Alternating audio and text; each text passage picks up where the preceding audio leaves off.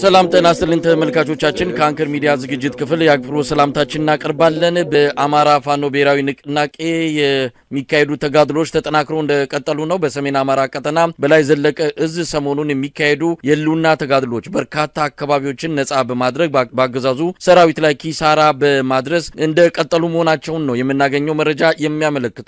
ጣና ዙሪያ ባሉ የማዕከላዊ ጎንደር አካባቢዎች ቁልፍ ቦታዎች በፋኖች ተይዘዋል። ሻውራ ዛሬ ደግሞ ደልጊ የተባለው ቁልፍ አካባቢ በፋኖች እጅ መግባቱን ነው መረጃዎች የሚያመለክቱት። አጠቃላይ የሰሞኑን እንቅስቃሴና ከፋኖ ጋር በተያያዙ ጉዳዮች መረጃ ሊያካፍለን የአማራ ፋኖ ብሔራዊ ንቅናቄ ሰሜን አማራ ቀጠና በላይ ዘለቀ እዝ የህዝብ ግንኙነት ኃላፊ አርበኛ ዮሐንስ ንጉሱ መስመር ላይ ይገኛል። አርበኛ ዮሐንስ በጣም አመሰግናለሁ። እንግዲህ ተጋድሎ ላይ ያላችሁ በመሃሉ ነው ያገኘው ከፍተኛ የሆነ ድሎችን እንዳገኛችሁ እየሰማን ነው። እስቲ የሰሞኑን ድሎች ባጭሩ መረጃውን ብታካፍለን። መልካም አመሰግናለሁ መሳይ። በጎንደር በተከታታይ ሳምንታት እየተካሄዱ ባሉ ውጊያዎች በርካታ የጎንደር ወረዳዎችን ነጻ ማድረግ ተችሏል። በተለይም ደግሞ የማዕከላዊና ደቡባዊ የጎንደር ቀጠናዎች ሙሉ በሙሉ በሚባል ደረጃ ከተወሰኑ ወረዳዎችና ዞኖች ውጪ ነጻ የሆኑ ያለበት ሁኔታ ነው ያለው። በቅርቡ ደግሞ እንደጠቀስከው በማዕከላዊ ጎንደር ዞን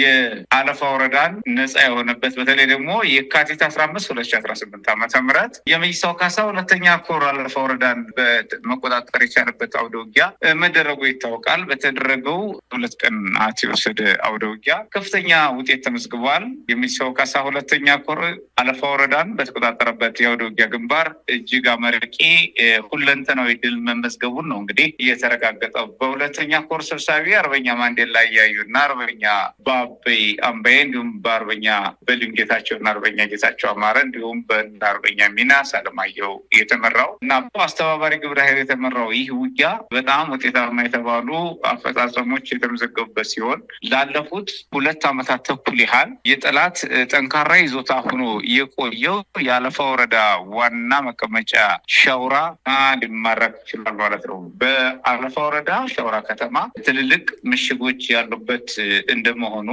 ቀጠናውን ለመከላከል አያሌ ኃይል አሰማርቶ ሲከላከለ የቆየበትና በአየር በምድር በድሮን እየተከላከለ እንደቆየ ይታወሳል። ሆኖም ግን የአየርና የምድር ጥቃት ተከላክሎ ማጥቃት የተቻለበት ሁኔታ ነው ያለው። ይህ አውደ ውጊያ የኮርና የክፍለ ጦር አመራሮችን ከብርጌድና ከሻለቃ መሪዎች ጋር በመተሳሰር ቋራሜላ ክፍለ ጦር፣ ካራማራ ክፍለ ጦር፣ አድዋ ክፍለ ጦር፣ ፊታውራሪ ገበየው ክፍለ ጦር ካላቸው ኃይል አወጣቸው የካቲት 15 2018 ዓ.ም ነው እንግዲህ አውደ ውጊያ የተጀመረው።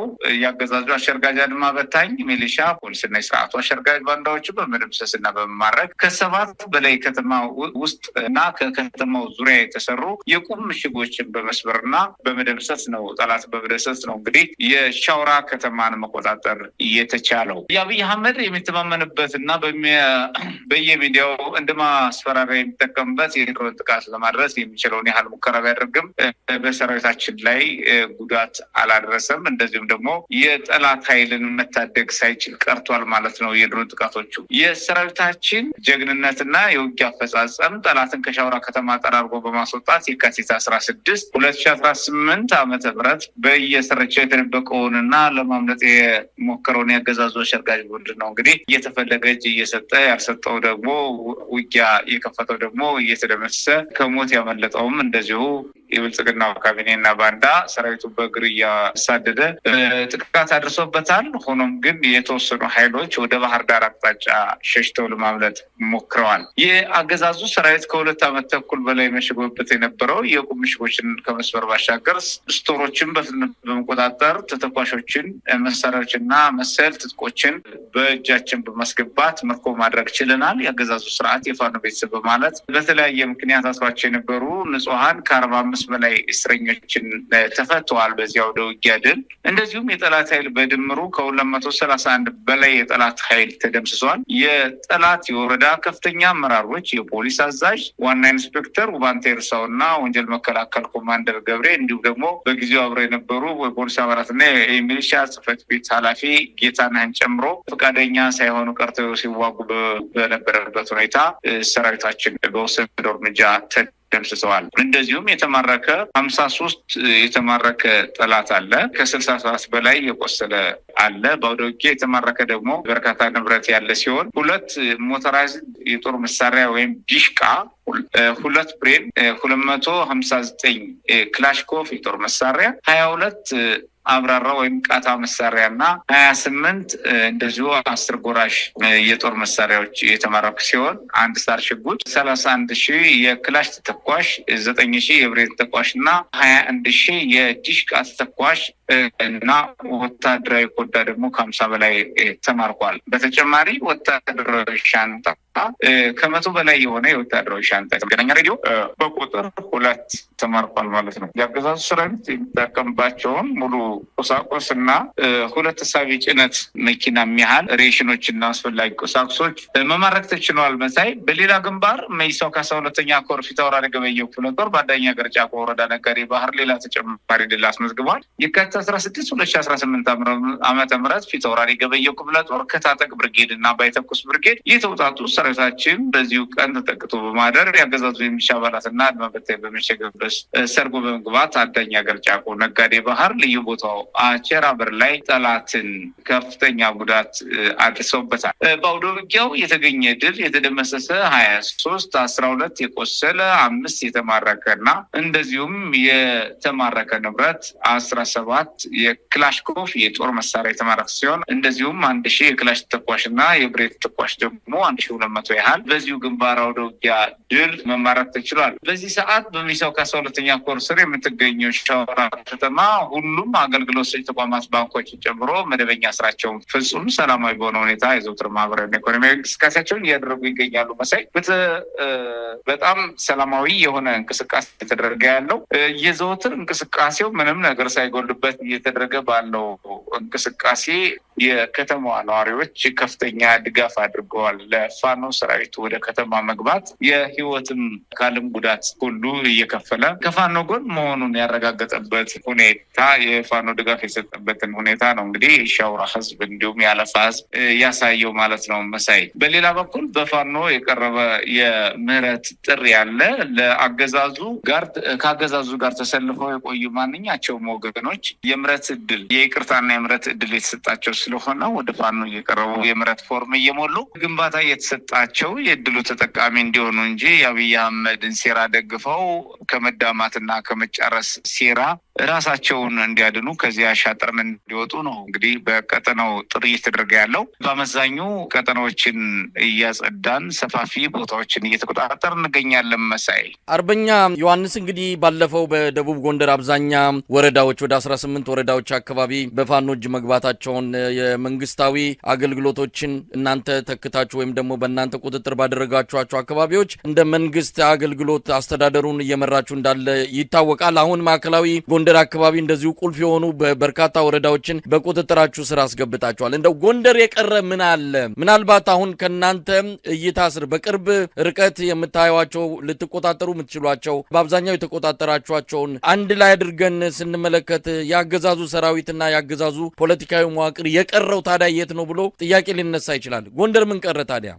በጎንደር በጥቅሉ የመንግስት መዋቅር ነኝ ብሎ ራሱን የሚገልጸው ቡድን ፈርሷል። ቀደም ብሎም ፈርሶ የቆየ ነው። ሆኖም ግን በወረዳ ከተሞችና በዞን ከተሞች በቁም ምሽግ በመከላከል መዋቅር እንዳለውና መንግስታዊ ሚና እንዳለው ለማድረግ ጥረት ሲያደርግ ቆይቷል። ሆኖም ግን ይሄን ጥረቱ መና ያስቀረ ማጥቃት ደርሶበት ደግሞ እነዚህን የከተማ ወረዳዎችን ከተሞችን የወረዳ ከተሞችን የዞን ከተሞች እንኳን እስካሁን ባይለቀቁም የወረዳ ከተሞች በአበዛኙ ለቋል ማለት ብቻ ሳይሆን ፈርሷል። የፈረሰው ደግሞ ትጥቁን እያስረከበ ስንቁን እያስረከበ ሶርሱን እያስረከበ የሰው ኃይሉን እያስረከበ ወይም እየተደመሰበት ለፋኖ መልሶ መደራጀትና ወይም ደግሞ ለአካባቢው መልሶ መደራጀት በፋኖ ስር ለሚደራጀው መዋቅር ዝግጁ ሆኖ ቀጠናዎቹ መልሰው እየተደራጁ ነው የሚገኙት። መንግስታዊ ሰርቪሶች የሚሰጡትም በፋኖ ወታደራዊ መዋቅር እንቅስቃሴ ስር የህዝባዊ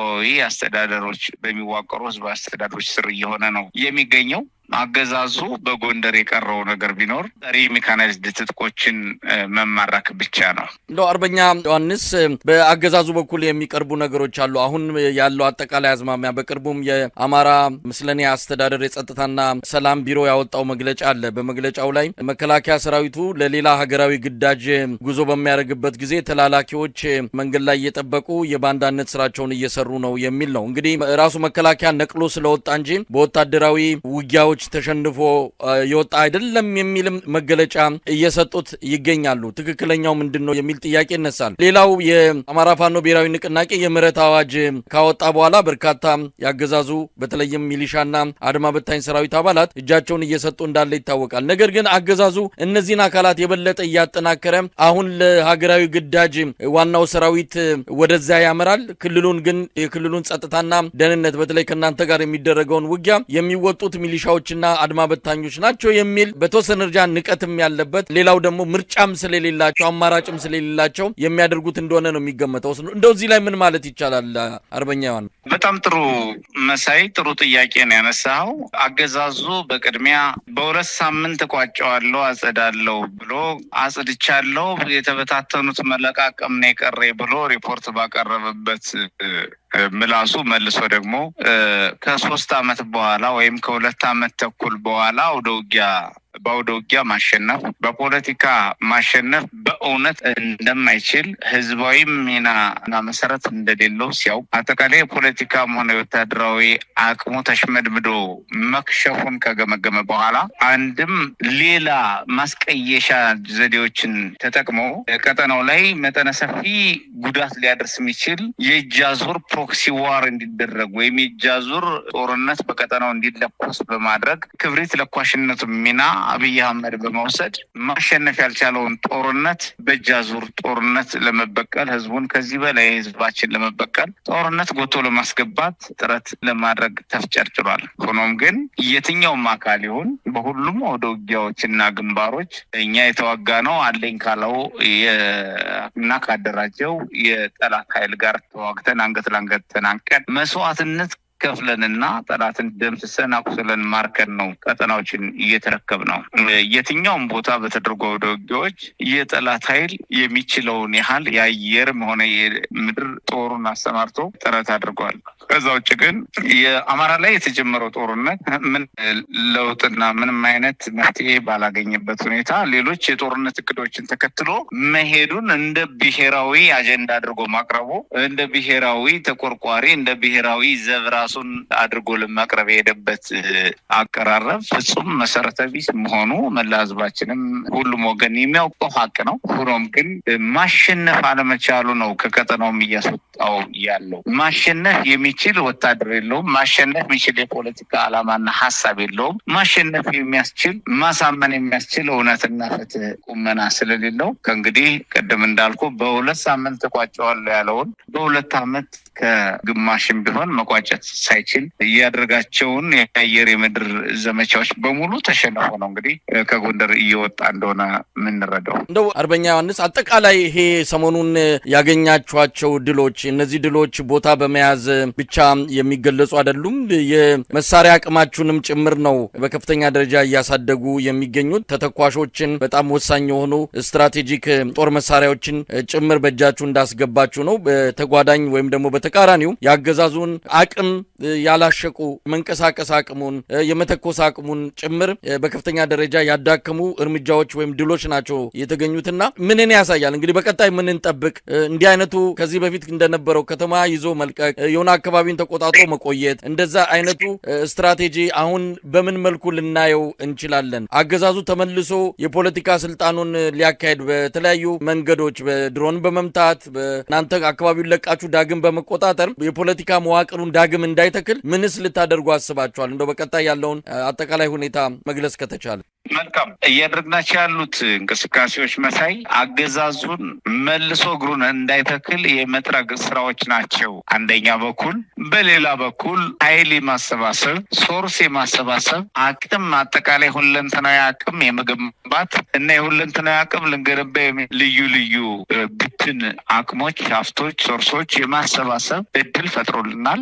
ወደፊትም በእነዚህ አንኳር ነጥቦች ላይ በእነዚህ አንኳር ፍላጎቶቻችንና ግቦቻችን ላይ ትኩረት አድርገን ኃይል የምናደራጅበት፣ ሰራዊት የምናፈርስበት፣ የጠላት መዋቅር አፍርሰን የራሳችን የወገን ሰራዊት የወገን መዋቅር የምንተክልበት እጅግ መጠነ ሰፊ ድል ነው እንግዲህ እየተመዘገበ የሚገኘው። አብይ አህመድ ቀደም ሲልም ተንሳፋፊ ፊኛ ሆኖ የቆየ ነው። መሬት የራቀው እግሩ መሬት መትከል ያልቻለ ነው። በአማራ ክልል ተብሎ በሚጠቀሰው ብልጽግና አማራ ክልል ብሎ በሚጠቅሰው እና ጦርነት እየተካሄደ ባለባቸው ቀጠናዎች አብይ አህመድ መሬት የራቀው ያጠረ ሆኖ መቆየቱ ይታወሳል። አሁን ደግሞ አብይ አህመድ የራቀው እናደርገዋለን። መሬት የራቀው ሆኖ የቆየ ቢሆንም አሁን ደግሞ ክንፉ የማይፈቅድለት እንዲሆን እየተሰራ ነው ያለው። በተጨባጭም በክንፍም ቢሆን በበረራም ቢሆን የማያውቀው የማያገኘው የማይገዛው የማይበድለው አካባቢ እንዲሆን ጠንካራ ስራዎች እየተሰሩ ነው የሚገኙት። እነዚህ ውጤቶች ደግሞ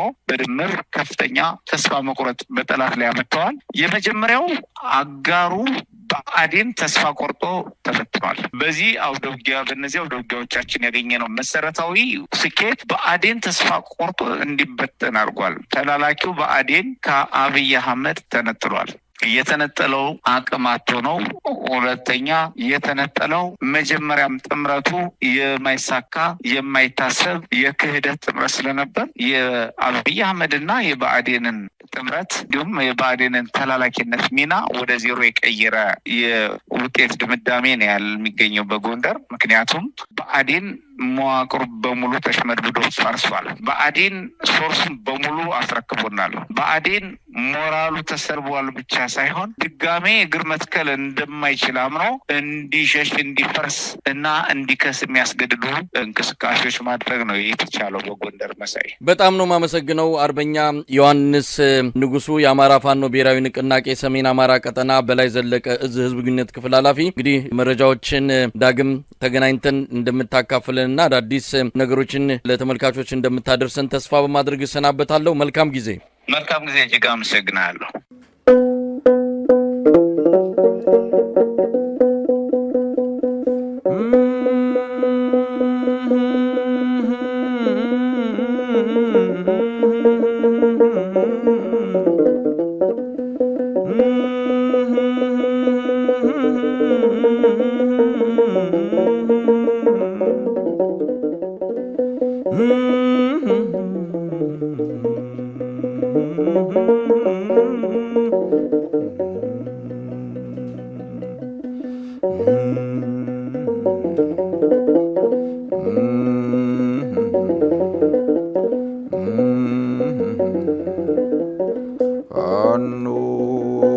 Fano, ora fano, fano, texus in a